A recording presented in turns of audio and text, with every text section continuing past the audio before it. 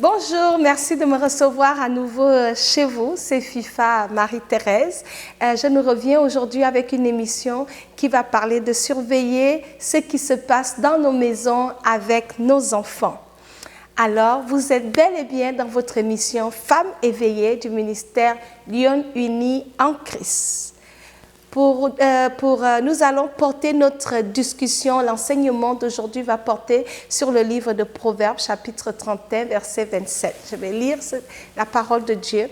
Ça dit ici. Elle veille sur ce qui se passe dans sa maison et elle ne mange pas le pain de paresse. En parlant de la femme vertueuse, donc c'est le verset 27, la Bible dit, elle veille sur ce qui se passe dans sa maison et ne mange pas le pain de paresse. Pour certains, ce passage a l'air de dire simplement qu'elle veille sur la bouffe qu'elle mange, mais le Saint-Esprit m'a montré que c'est beaucoup plus que la bouffe seulement. Bien sûr, il faut veiller sur ce que nous consommons dans nos maisons, mais ça va plus loin que la bouffe. Donc, sans plus tarder, nous allons regarder ensemble c'est quoi en fait le pain de paresse. Le pain de paresse, pour moi, je vais décrire ça comme ces choses-là dont nous manquons de mettre de l'effort, où nous n'ajoutons pas l'effort. Ces choses-là à la maison qui nécessitent l'effort, mais dont nous négligeons. Voilà, on va mettre ça comme ça. C'est ça le pain de paresse. Lorsque c'est la vie facile, au lieu de faire un bon repas santé, tu apportes la malbouffe à la maison, c'est le pain de paresse. Mais c'est également dans bien d'autres choses. Sans plus tarder, on va voir ces choses-là. Quelles sont ces choses-là qu'on néglige? Mais je vais mettre en relief ici que le focus sera surtout avec les enfants. Parce que veillez dans ce qui se passe dans nos maisons, mais avec nos enfants. Soyez prêtes, on y va, prenez vos bics. Voilà. Le premier point que j'aimerais aborder, c'est bien sûr, en tant que femme, la manière de veiller sur ce qui se passe dans ta maison, c'est de s'assurer d'apporter des repas santé dans ta maison, faire l'effort de cuisiner pour ta famille, pour tes enfants, de s'assurer qu'ils ont des collations saines, qu'ils ont leurs 3 repas qu'ils devraient avoir, pas juste ordonner. Servez-vous, mangez ce que vous voulez, c'est-à-dire niveau consommation, niveau bouffe, c'est un laisser-aller sans nom dans ta maison. C'est le pain de paresse. Ça doit être, nos repas doivent être coordonnés, ça doit être organisé, ça doit être planifié, ça doit être planifié pour viser à la croissance, au bien-être de l'enfant. Donc, lorsqu'on manque à amener un repas organisé, planifié, choisi, visant à la croissance et la bonne santé de nos enfants, on leur nourrit d'un pain de paresse, la malbouffe, les hamburgers, et puis les pizzas et bien d'autres choses, c'est ce que les enfants mangent, les choses congelées, mettre au four, on mange, ça y est, on est parti. Ça, c'est un problème, je vais l'aborder tout petit parce que c'est un défi que nous avons, surtout nous, les femmes qui vivons dans des pays développés, le Canada, les États-Unis, l'Europe, nous avons un défi où nous courons tous les jours pour chercher de l'argent. Nous sommes dans tous les sens, tu as un boulot, 2 boulots, 3 boulots pour nourrir tes enfants et là, tu négliges de leur donner l'essentiel. Voilà ce qui se passe, le pain de paresse. Ils mangent mal, tu leur fais chauffe ceci, chauffe cela, parce que tu n'as jamais le temps de leur donner un repas santé, un repas fait maison, un repas préparé avec amour. Ça, c'est juste une parenthèse. Mais le premier point que j'aimerais que nous regardons ensemble, qui fait aussi allusion au pain de paresse, c'est lorsque nous négligeons ce que nos enfants regardent. La Bible dit, elle veille sur ce qui se passe dans sa maison, donc tu veilles sur ce que tes enfants regardent. Par exemple, il y a des parents qui mettent la télévision dans la chambre de leurs enfants, juste parce que l'ami de ton fils a la télé dans sa chambre. Tu vas aller chercher une télé, c'est dans sa chambre. Est-ce que tu sais ce qu'il regarde lorsque tu dors? Quel genre d'émission regarde-t-il lorsque tu n'es pas là? Il a l'ordinateur dans la chambre ou elle a son ordinateur. Est-ce que tu sais ce qu'elle regarde dans son ordinateur? Les enfants ont des tablettes, des iPads, toutes sortes de gadgets, des téléphones. J'ai même vu des enfants de 8 ans avec un téléphone. Voici des choses que nous mettons dans les mains de nos enfants, mais que nous négligeons de regarder. Mais je viens nous encourager ici que la Bible, Dieu, nous sommes des enfants de Dieu. Il dit, ce n'est pas des choses à négliger. Tu dois veiller sur ce que tes enfants regardent. avec l'Internet, la technologie, la télévision, ça peut affecter, pas que ça peut, ça affecte la perception des choses que nos enfants regardent. Tu les parles d'une chose, ils vont découvrir d'autres choses. Ça les expose à bien trop de choses que nous ne devons pas négliger, à la violence, à la sexualité, à la pornographie, à des choses qui n'aident pas à leur épanouissement. Ça, c'est un pain de négligence. Lorsque tu ne surveilles pas, qu'est-ce que tes enfants regardent? Dans leur iPad, dans leur téléphone. Aujourd'hui, voilà l'autre erreur que nous commettons lorsqu'on veut se débarrasser de pour faire l'enfant en train de pleurer pour fermer la bouche, joue dans mon téléphone.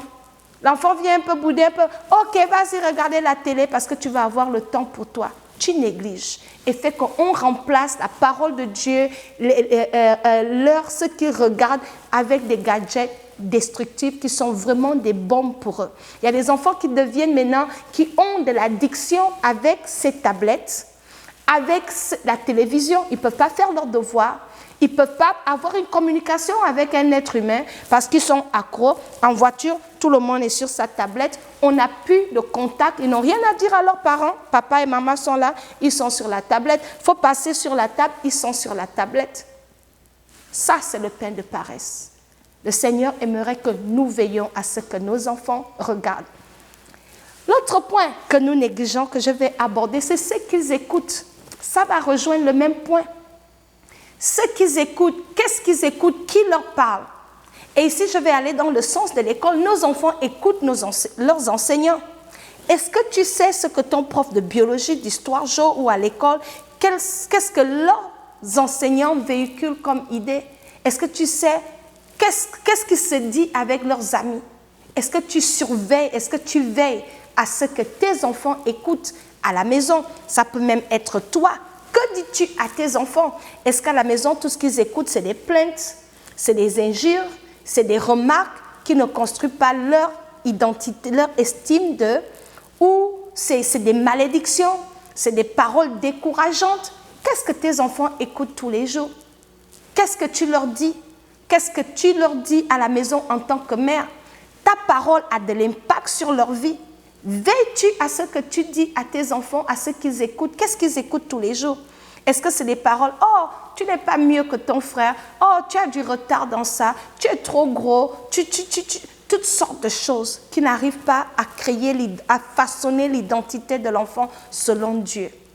Une femme qui veille dans ce qui se passe dans sa maison, en fait, c'est de s'assurer que sa maison, comme dit le livre de Josué, chapitre 15, « Moi et ma maison, nous servirons l'Éternel ». Ça veut dire que les normes, les lois, la méthode, la manière de Dieu, c'est ce qui règne dans nos maisons. C'est ça, régner dans nos maisons. Donc, ça nous prend vraiment de veiller à ce qu'ils écoutent et à ce qu'ils regardent. De ne pas négliger ces choses-là. Des fois, on est tellement occupé que c'est un laisser-aller. Ton enfant est toute la journée dans la chambre, tu ne sais pas qu'est-ce qu'il écoute ou qu'est-ce qu'il regarde. Ça, ce sont des erreurs qu'on commet. Et une autre chose que nous négligeons, ce sont leurs activités. On va juste ramasser un enfant, aller lui mettre dans le soccer parce que c'est un bon sport et tout le monde joue. Peut-être il ne veut pas jouer au soccer. Peut-être ton enfant est appelé peut-être à jouer au basketball. J'ai des garçons, excusez-moi, je parle de sport. Soccer, c'est le football. On dira football, mais ici on appelle ça soccer. Donc, tu vas le mettre au soccer parce que tout le monde joue au soccer. As-tu consulté Dieu pour mettre les enfants dans des activités que tu leur mets? Tes enfants sont dans trop d'activités, par exemple, que tu négliges l'activité spirituelle. Tu ne veilles pas à leurs activités. Ils ont trop d'activités qu'il n'y a pas une balance. Quelles sont ces activités qu'ils font? Avec qui? Où et quand? Veilles-tu à cela? Connais-tu leurs activités? Après leur cours de soccer, est-ce que tu sais comment ça s'est passé? Est-ce que tu sais les défis? Est-ce que tu connais le coach? Est-ce que tu t'intéresses à ces activités même? Donc, nous négligeons les choses comme ça, fait que les enfants sont livrés à eux-mêmes. Chacun fait comme bon lui semble. Je vais faire ci, je fais en tout cas pas. Ma mère ne s'inquiète pas de ce que je fais. Ça, ce sont des choses que nous négligeons dans nos maisons et nos enfants sont livrés à eux-mêmes. Ça, c'est la troisième chose. La quatrième chose que nous négligeons, c'est leur apparence. Plusieurs mamans, ce qui est déplorable, surtout nous chrétiennes, enfants de Dieu, la Bible dit nous sommes la lumière du monde. Tu t'habilles bien, mais tes enfants sont négligés, Ils sont habillés comme chiffonnés. Il y a des femmes qui ont une négligence où ils ne s'occupent pas que leurs enfants ont des enfers déchiquetés, ça sent mauvais, taché. On ne se soucie pas. Pire, lorsqu'ils amènent un style qui n'est pas en conformité à la loi de Dieu, ils amènent un style, des pantalons, on voit juste les slips derrière, le pantalon et en bas des fesses. On voit un style coupé ici, coupé là-bas. Ils vont à l'église, casquette, habillés n'importe comment. On ne leur enseigne pas comment s'habiller. Dieu n'aimerait pas que nous négligeons l'apparence de nos enfants, extérieurs et même intérieurs. Ça, c'est des choses que nous banalisons. Oh, ce sont des teenagers. On va dire, ah, ce sont des ados, là. Ils ne comprennent pas. Ton enfant va avoir une coupe de cheveux, va avoir un style qui n'a rien à voir, et puis tu vas tolérer parce que, oh, c'est le style, c'est les enfants d'aujourd'hui. Oh, ces enfants du Canada, qu'est-ce qu'on peut faire? Ils appartiennent au gouvernement. Ah oui? Nous sommes enfants de Dieu et Dieu nous a donné une manière d'élever nos enfants qui est conforme à sa parole. Donc on ne peut pas trouver les substituts en disant « Oh, c'est à cause de ci ». C'est le pain de paresse. Tu manques juste de remplir ta fonction en tant que mère, d'assurer que ton enfant s'habille bien. S'il a un style débraillé, il sera un adulte qui ne saura pas s'habiller parce que tu l'as toujours laissé s'habiller d'une manière débraillée. Et notre apparence parle de nous. Si tes enfants ont l'air des cool mongers, comme on dit au Gabon, les gens auront peur d'eux. Est-ce qu'ils vont témoigner Christ par leur accoutrement? Les tatous, les boucles d'oreilles, un garçon a tout ça, et puis tu tolères, tu te dis, ah, on est au Canada, ah, les enfants d'aujourd'hui. Non, Dieu nous a donné une responsabilité. Ça, ce sont des choses que nous négligeons. Une autre chose que nous négligeons, et ça, c'est la 5e chose, ce sont leurs fréquentations, leurs amis. Est-ce que tu connais les amis de tes enfants? Même si tu es un enfant, est-ce que tu connais l'ami de ton enfant? Quelles sont leurs valeurs? Quelle est l'influence de cet ami-là sur tes enfants? Mais tu ne vas rien dire. Ah, qu'est-ce que je vais faire? C'est son ami, je ne peux pas mettre ma bouche. Je vais encore faire comment? Non, c'est le pain de paresse. Parce que la Bible dit qui s'assemble se ressemble.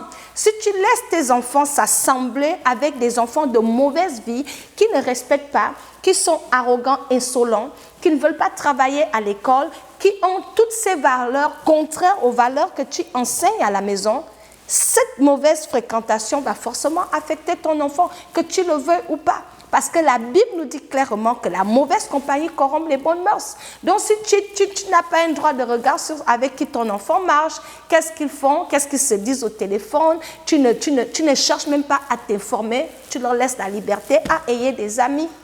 On doit faire attention. Cela peut avoir des répercussions parce que plusieurs d'entre nous, femmes, ont subi ce genre de conséquences où tu ne reconnais plus ton enfant, il commence à te répliquer à la maison, tu parles, il claque les portes, il t'insulte. Il y a des enfants qui insultent leur mère.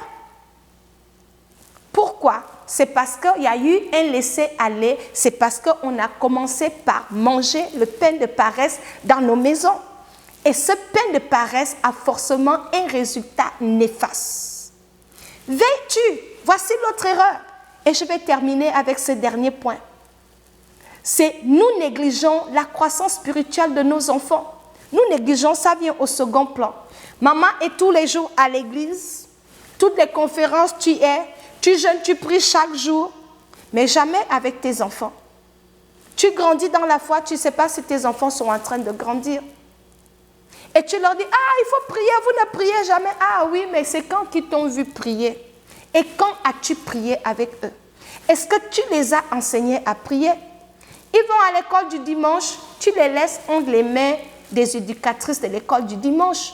Tu ne vérifies pas, tu ne fais pas un suivi. Qu'est-ce qu'ils ont appris? Est-ce que tu comprends? Tu ne renforces pas. Tu es en vacances, c'est les monitrices de l'école du dimanche qui s'occupent de la croissance spirituelle de ton enfant. Mais tu aimerais que ton enfant s'attache au Seigneur, qu'il aille à l'église. Non, il n'a pas le goût de l'église parce que tu as toujours négligé la croissance spirituelle de nos enfants. Et ça devient un grand défi, surtout quand ils commencent à devenir ados, ils commencent à devenir grands. On se dit, ah, ils n'ont qu'à faire leur propre choix, je vais encore faire comment? Ah, c'est les petits là qui vont à l'église avec moi. Non, c'est parce que tu as commencé à manger le pain de paresse dans ta maison lorsqu'ils étaient petits. On ne peut pas le redresser lorsqu'ils sont grands. On dit qu'on ne redresse pas un arbre lorsqu'il est grand et on va le faire quand il est chaud. Donc voici le pain de paresse. Nous, ça revient à nous. Pourquoi les mamans? C'est parce que le Christ que nous voulons manifester dans notre maison, lorsque nous faisons la promesse à Dieu, moi et ma maison, nous servirons l'Éternel.